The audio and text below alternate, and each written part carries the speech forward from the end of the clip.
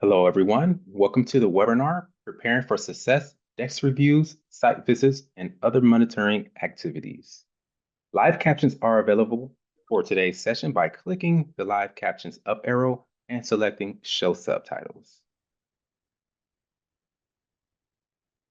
But before we get started, if you are experiencing any technical issues for this webinar, please let us know in the chat box. So let's go over a couple of Zoom tips. On the bottom left-hand side of your screen, you'll see a microphone icon.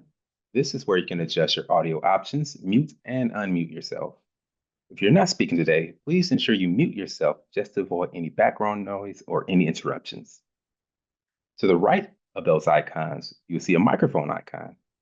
And sorry, you see a video icon. This is where you can adjust your video options, start and stop your video. To the right of those icons, you'll see your chat icon. And this is where we'll communicate with everyone on the platform today. So please type in the chat the last thing you ate for breakfast. And I'll wait for some responses. Let's see what we have coming in. Eggs, bacon, all right. Great. Please keep in mind while typing in the chat box, the default setting is to message everyone. If you need to send a message privately, select the drop-down menu and choose your recipient. On the top right-hand side of your screen, you can change your viewing experience. You can go with speaker view or you can go with gallery view. And with that, I'll pass it over to our presenters so they can tell you a little bit about themselves and get us started with our webinar. Thank Amanda, you, take it Jamil. away. Thank you so much, Jamil. My name is Amanda. Thank you all for joining us today. I'm a financial specialist with TFMC. I'm joining today from Richmond, Virginia. I have been with TFMC for about 2 months, and prior to that, I worked for Johns Hopkins University. I have a master's degree in business administration and an undergraduate degree in human services. I'm very excited to present to you all today, and I want to thank you again so much for joining. I do have a co-host, April. I think that she is having technical I'm difficulties, here. right? Oh, you're here, yay. I will pass it over to you, April. Hey, Amanda Shio Nagata. My name's April Bird, and I'm the Assistant Project Director with TFMC. I'm excited to be joining you today from the beautiful Smoky Mountains in Cherokee, North Carolina. I've been with TFMC now for a little bit over 5 years, and prior to that, I worked with my tribe, the EBCI, Eastern Band of Cherokee Indians, for the education and training department as the education and training manager. And I also worked for about 17 and a half years at our casino in various management roles. My master's degree was earned from the University of Oklahoma in legal studies for Indigenous people so that I could follow my dream of assisting Native people across the U.S. I'm so happy to be here speaking to you all today. And with that said, let's get started. All right, so our first question is a poll question for you all today.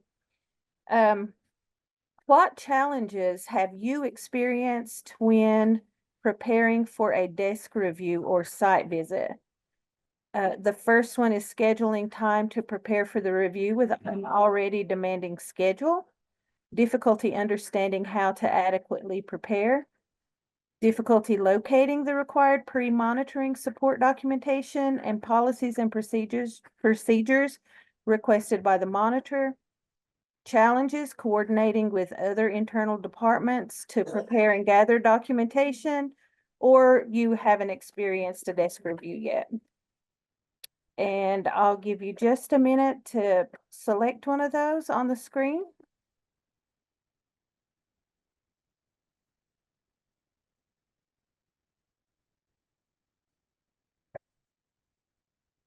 All right, so it looks like half of you haven't experienced a desk review or a site visit yet, so that's perfect. We will be able to assist you in preparing for those. And if you have had trouble in the past scheduling time or difficulties understanding how to prepare, challenges, we hope that we're going to be able to assist you with those today as well. All right, so thank you everyone for participating in that poll. Today, our learning objectives, we want to make sure that we define the purpose of the financial monitoring reviews, learn the types of financial monitoring, and of course, those are desk reviews and on-site reviews, and then understand the elements of pre-site and on-site reviews. And finally, identify the top 10 monitoring findings.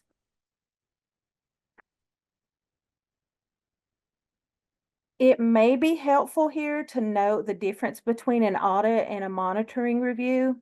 OCFO and OVC frame a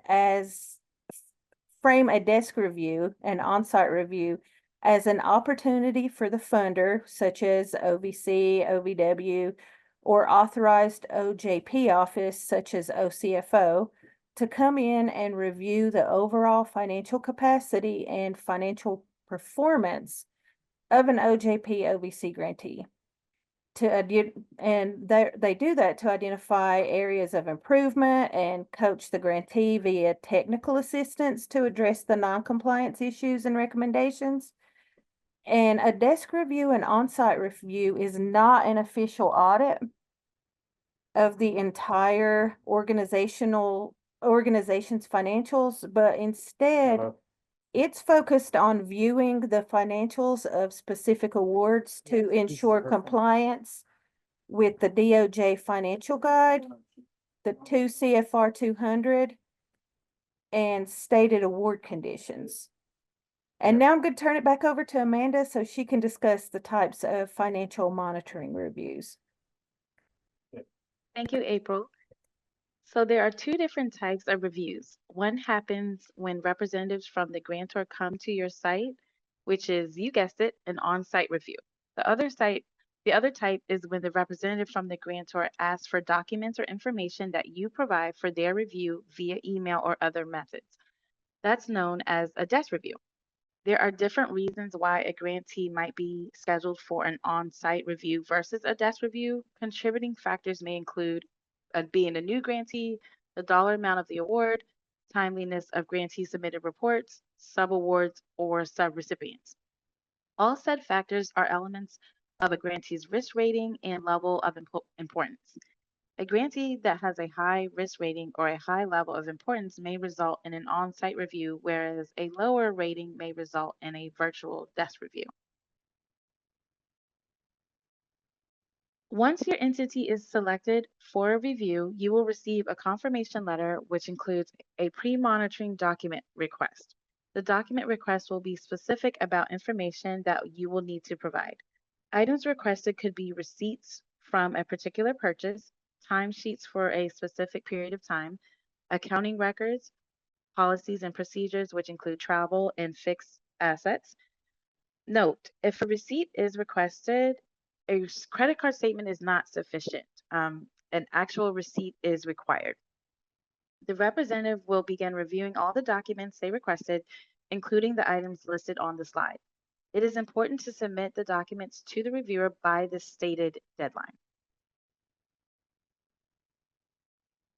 Other information that they will review are single audit compliance, SAM registration, FFATA reporting.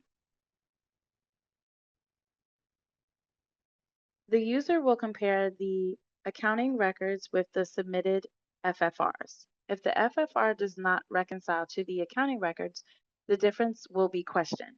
Common reasons why a difference may occur are as follows. Perhaps there's an accounting error, maybe expenditures may be assigned to the grant that were not in the approved budget, or incorrect indirect cost calculations. These items will be discussed more in the upcoming slides.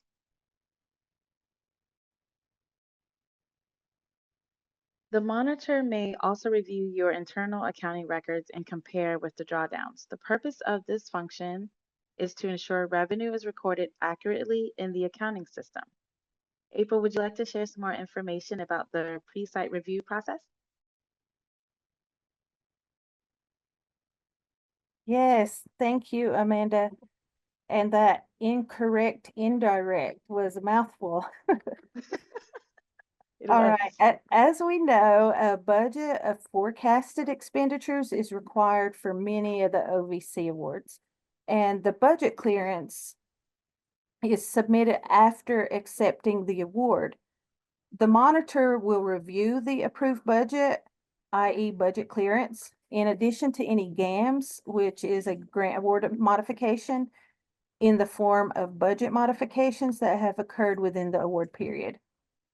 The monitor will compare the budget to actual expenditures to ensure the actual expenditures coded to the grant were approved expenditures as documented in the approved budget clearance and or approved budget modification process. Just want to make a note that the actuals do not always align with the projected or budgeted expenditures. And for that reason, you all are permitted a 10% variance within the approved expense categories.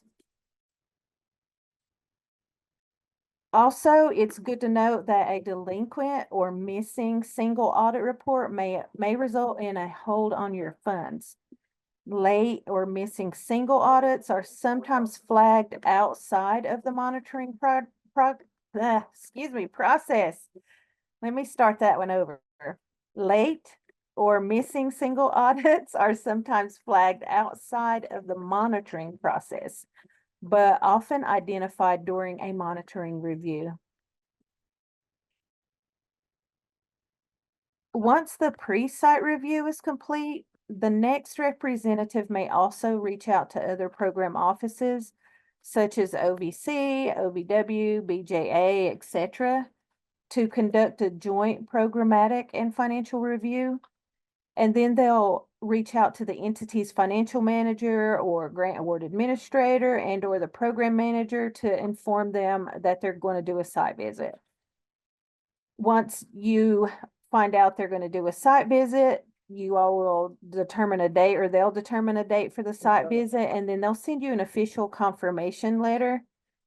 And that confirmation letter will include confirmed dates, meeting participants, address, listing of awards that are going to be reviewed, documentation requested, and sometimes, a lot of times, what's being requested, they're going to ask you for a chart of accounts, a detailed general ledger, which accounts for all expenditures incurred as of a specific date for the listed grants, a summary of all expenditures incurred as of a specified date by approved budget category or project spending plan, and then also a copy of the financial policies and procedures.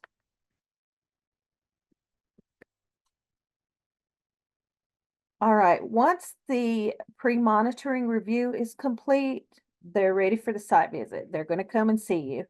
And this slide right here provides a snapshot of the on-site monitoring process. The entrance conference is a meeting that they're going to hold when you get there, and it's intended to discuss the objectives for the monitoring visit. And you'll discuss any items discovered in the pre-monitoring review and a time for the grantee to ask questions and seek clarification if needed. Access internal controls is while the monitor reviews policies and procedures related to internal controls, the monitor may also request additional documentation to test the organizational's internal controls and segregation of duties. Next is the financial management system. The monitor will verify the recording of revenue and expenditures and ensure expenditures are tracked separately by the approved budget categories. Next is the test and analyze. In that phase, the monitor may ask for specific expenditure receipts and documented approvals for procurement expenditures. And they also might ask for documented time cards for positions funded in the grant. Other tested expenditures may include travel, equipment, supplies, construction, subawards, procurement, indirect, any of those things. And then last is the exit conference, and the exit conference is an opportunity for the monitor and the grantee, you all, to discuss items covered throughout the review. The monitor will then point out if any of those items were resolved, if there are any items pending, and also offer technical support and discuss the follow-up and reporting deadlines that you're going to have to get those things resolved.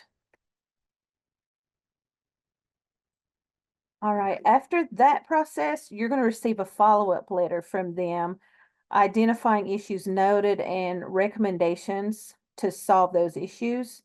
And the grantee, which is you, will then prepare a corrective action plan, which outlines the response requirement and the items requiring resolution in order to reach compliance.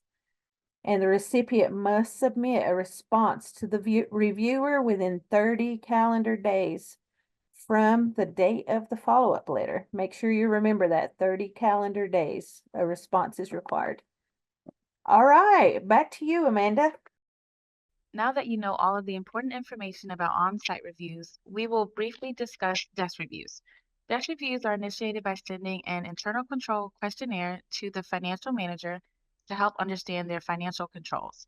Once the form is returned, it is reviewed to ensure all regulations and guidelines are compliant.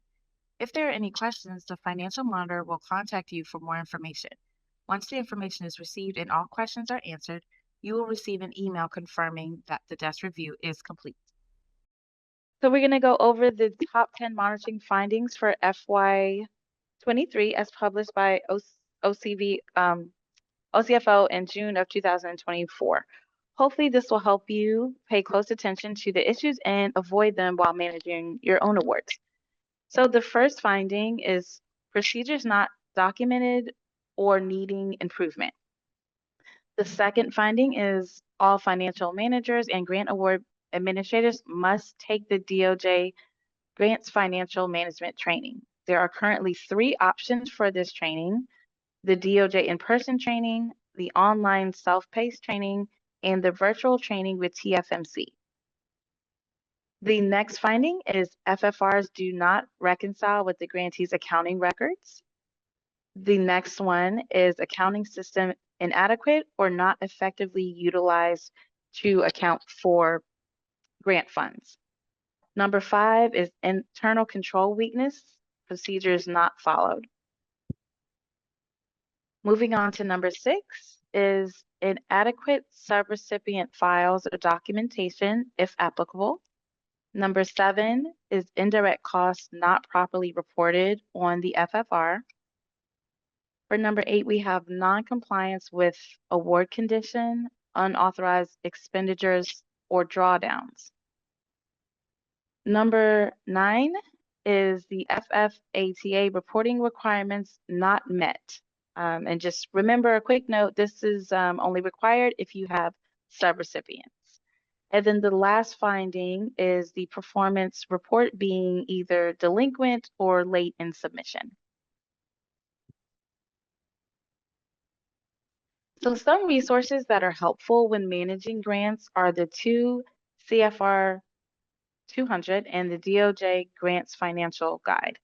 We will share these links in the chat box for you now. For the 2 CFR 200, also known as the Uniform Administrative Requirements, Cost Principles, and Audit Requirements for Federal Awards, offers several benefits. There's standardization. It provides a uniform set of rules for managing federal grants, which simplifies compliance for organizations receiving federal funds. Transparency. By establishing clear guidelines, it promotes transparency in how federal funds are used. Cost efficiency. The cost principles ensure that the federal government only bears its fair share of costs, preventing overspending. And then also accountability. It includes audit requirements that help ensure funds are used appropriately and effectively. The second resource is the DOJ Grants Financial Guide, and that offers key benefits as well. First being guidance and clarity. It provides a clear guideline on the financial and administrative management of DOJ awards.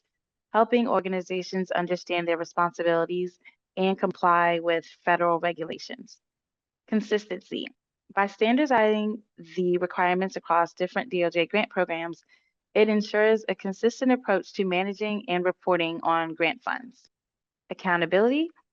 The guide helps organizations maintain accountability by outlining the necessary financial management systems and audit requirements. Efficiency. It promotes efficient use of grant funds by detailing allowable and unallowable costs, ensuring that funds are used appropriately and effectively. And lastly, it's support. The guide serves as a comprehensive resource for grant recipients, providing support and information on various aspects of grants management, from pre-award requirements to post-award reporting. These benefits help organizations manage their DOJ grants more effectively, ensuring that funds are used in a responsible and transparent manner. I am now going to turn it back over to April for another poll and then some case scenarios.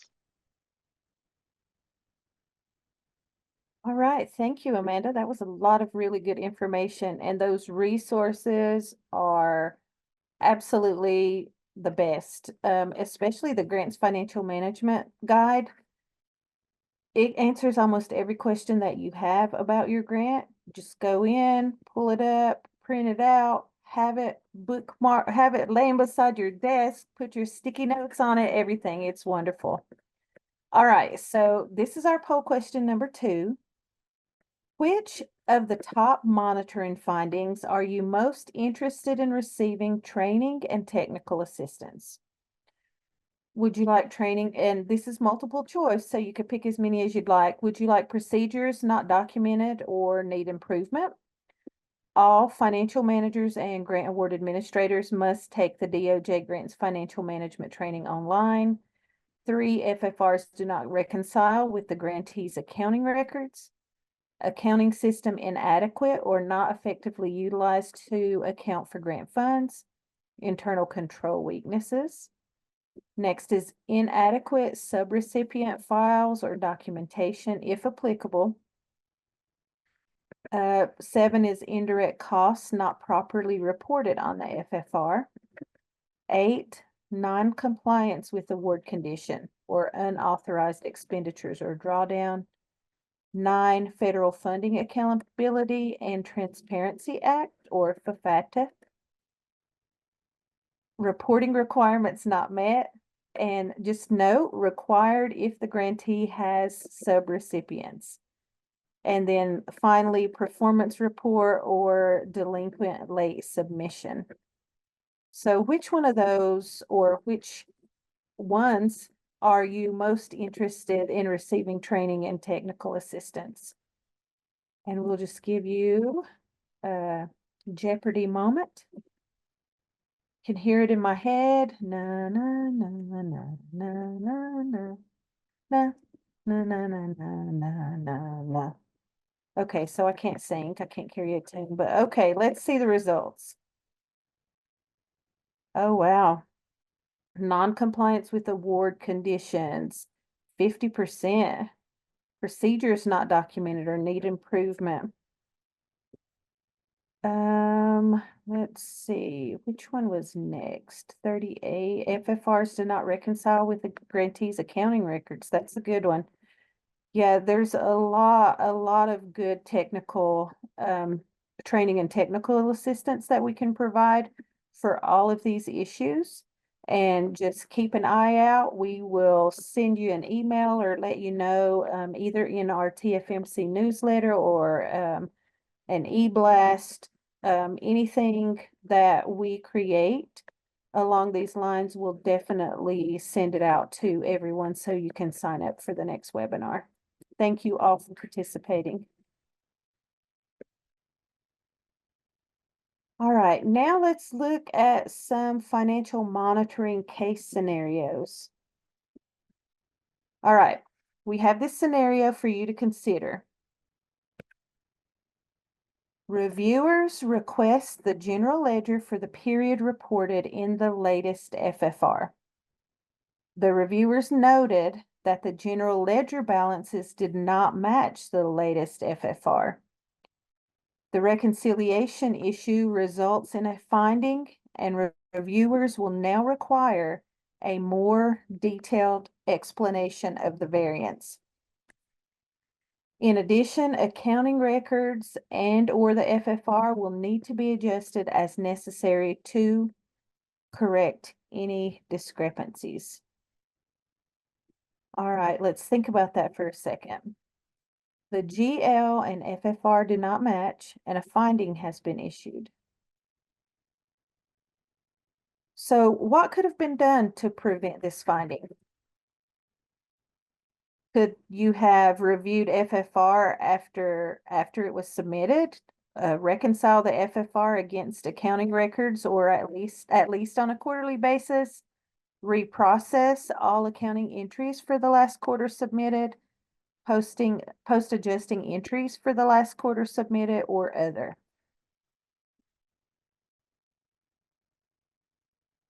All right, give you a second to answer that.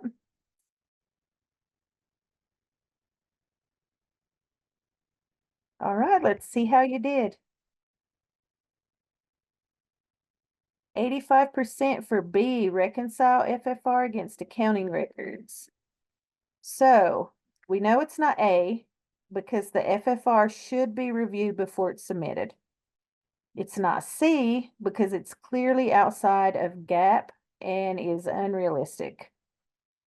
It's not D because this is just not done. You adjust moving forward. You can't go backwards. And is it E, other? No, because the answer is listed on the screen. And very good, the correct answer is B. Reconcile the FFR against accounting records at least on a quarterly basis. So prior to the desk review or site visit, the FFR should have been periodically reconciled against account balances. And that process should be completed consistently and at least on a quarterly basis. Any variances should be explained and disclosed. And having errors in reports and balances is not uncommon. It happens all the time. But reconciliations help ensure that the mistakes are quickly corrected, the data is accurately recorded and reported. And a side note, to correct the mistakes made on the FFR, accurate information can be entered into the next FFR.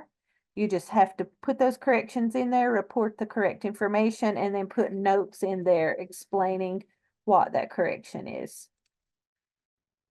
All right, good job on that one. But we're not done yet. We've got another case scenario. All right, in this case scenario, reviewers found that the actual time worked was not being recorded correctly. Timesheet showed that employees did not track the hours worked. Instead, the hours that they reported were based on budget estimates. So on this one, we're going to put your answers in the chat box. What do you think could have been done to prevent this finding? Put your answers in the chat box.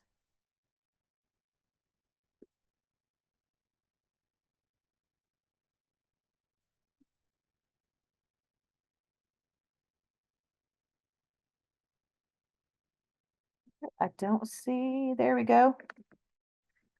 Thank you, Tracy. Track and fill out timesheets. Good. Lindsay, employees should have accurately tracked their hours worked on a regular basis. Great.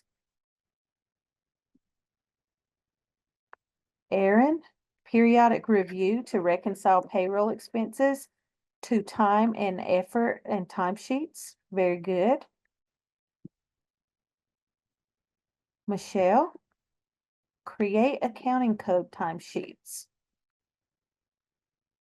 Good answers.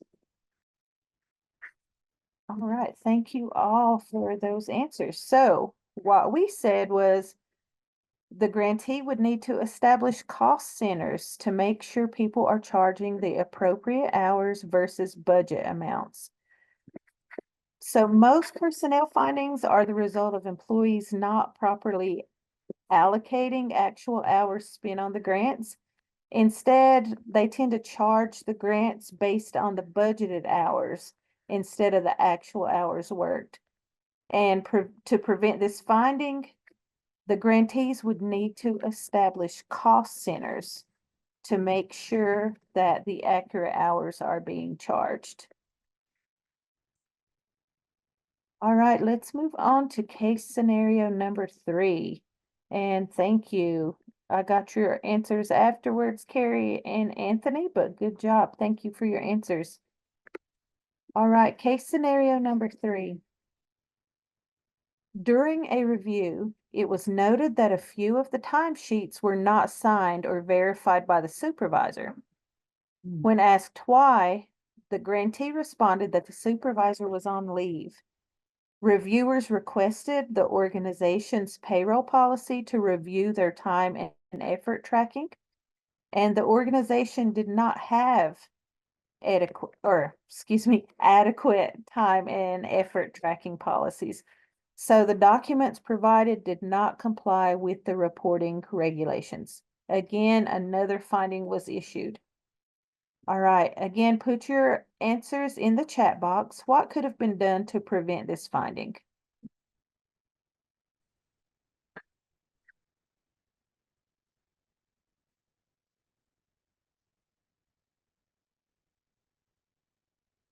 So we have someone in the chat, Tracy says, have a policy in place to follow.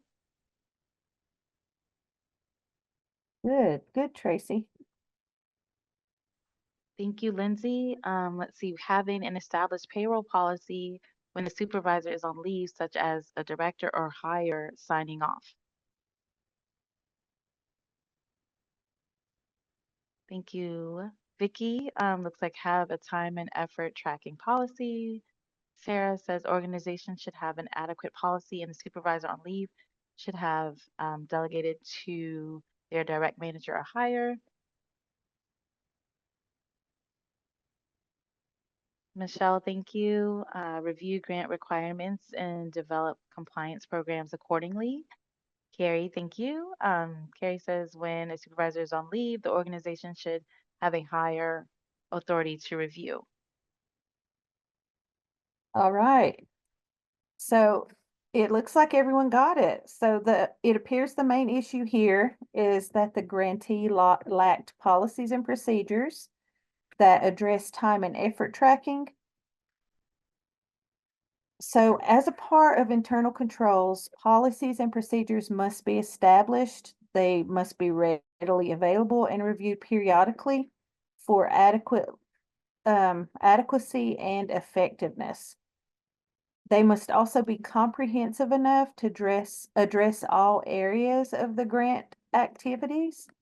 So for example, travel, if applicable. And reviewers will always request and evaluate policies and procedures. In this case, the fact that the supervisors were on leave is not an acceptable reason for the missing signatures. And of course, you all knew that. You all put the correct answer. So this indicates the timesheets were never verified and approved, and that could lead to fraud or mismanagement of funds. So the policies and procedures should specify an alternate approver when supervisors are unavailable.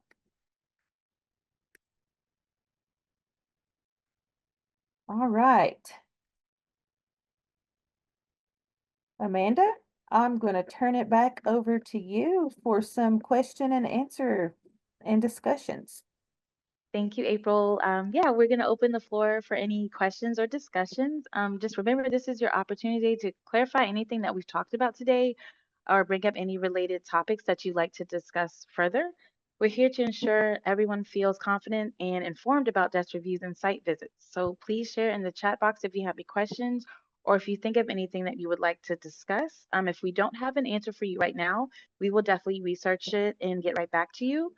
We're here to help. So please, if there's any questions, please drop them in the chat and we are happy to answer those.